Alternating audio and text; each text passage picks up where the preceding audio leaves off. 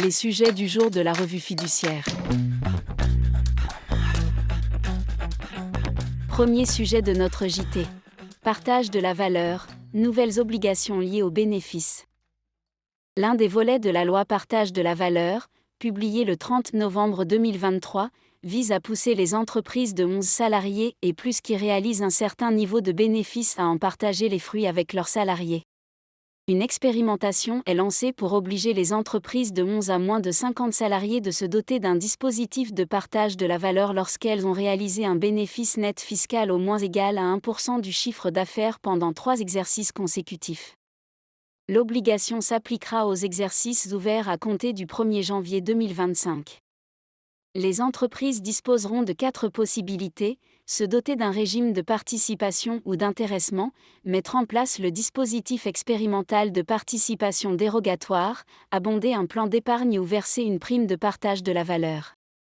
Du côté des entreprises de 50 salariés et plus, dotées d'un délégué syndical, toute négociation pour mettre en œuvre un dispositif de participation ou d'intéressement devra aussi porter sur la définition d'une augmentation exceptionnelle de leurs bénéfices et les modalités de partage de la valeur qui en découlent pour les salariés.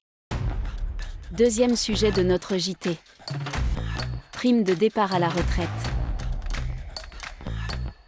Avant la mise en place du prélèvement à la source en 2019, il était possible de demander un étalement du paiement de l'impôt sur 4 ans en cas de perception d'une indemnité de départ volontaire en retraite ou de mise à la retraite. Ce dispositif a été supprimé. Or, il était plus avantageux que le mécanisme du quotient actuellement applicable. C'est pourquoi un député a demandé s'il était envisagé de le rétablir étant donné le contexte inflationniste actuel.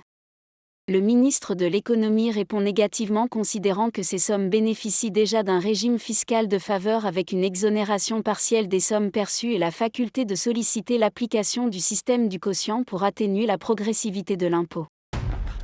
Troisième sujet de notre JT. Retour de la procédure de sortie de crise.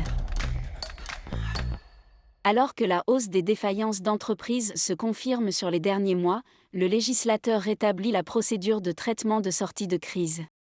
Cette procédure judiciaire avait été créée en mai 2021 pour favoriser le rebond des petites entreprises en cessation des paiements à l'issue de la crise sanitaire. Procédure d'exception, elle autorisait un traitement accéléré des difficultés. Prévue à titre temporaire pour une durée de 2 ans, elle ne pouvait plus être utilisée depuis le 2 juin 2023. Pour faire face au contexte actuel, cette procédure de sortie de crise est donc réactivée pour une nouvelle période de 2 ans. Il est possible d'y recourir pour les procédures ouvertes depuis le 22 novembre 2023, et elle pourra être sollicitée jusqu'au 21 novembre 2025. Rappelons que cette procédure est réservée aux entreprises de moins de 20 salariés dont le passif ne dépasse pas 3 millions d'euros. Elles doivent en outre être en mesure d'assumer les créances de salaire et d'élaborer rapidement un plan permettant d'assurer la pérennité de l'activité.